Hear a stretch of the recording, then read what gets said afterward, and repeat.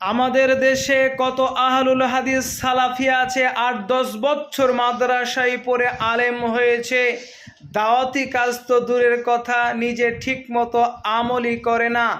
এদের থেকে হাজারো লক্ষ গুণে আমাদের কামার জায়েদুল ভাই অনেক অনেক ভালো।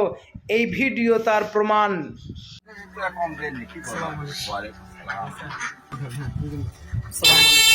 ভালো আছেন? মানে এই বস্তার ভিতরে কি রয়েছে আপনি একটু সত্যি কথা বলবেন? সত্যি কথা বলতে কি, এটা বিড়ি। বিড়ি? জি।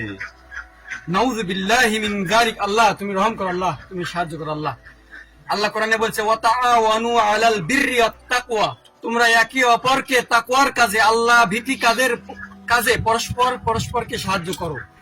আপনি মানুষকে পাপ কাজে সহযোগিতা করতেছেন, সমাজকে আপনি কলুষিত করতেছেন, সমাজের মানুষকে আপনি মদের দিকে আপনি উৎসাহিত করতেছেন। এই কাজটা কি আপনি আল্লাহ তাকওয়ার কাজে কি সহযোগিতা করা হচ্ছে নাকি মন্দ কাজে সহযোগিতা করতে? এটা মন্দ কাজই। আল্লাহ বলছে মন্দ কাজে তোমরা পরস্পরকে সাহায্য সহযোগিতা করিও না।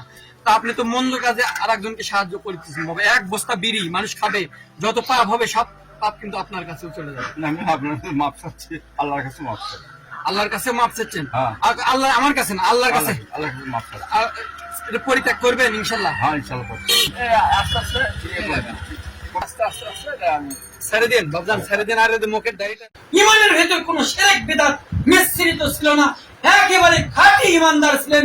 মনে রাখবেন, এই পৃথিবীর বুকে যারা আহলে হাদিস, তারাই সেই পূর্বেকার যুগের সেই আদর্শ, সেই ইমান, সেই আদর্শকে আবার এই পৃথিবীর বুকে, এই বাংলার জমিনে প্রতিষ্ঠা করার জন্য সালাফি আলেমরাই এই পৃথিবীতে কাজ করে যাচ্ছে।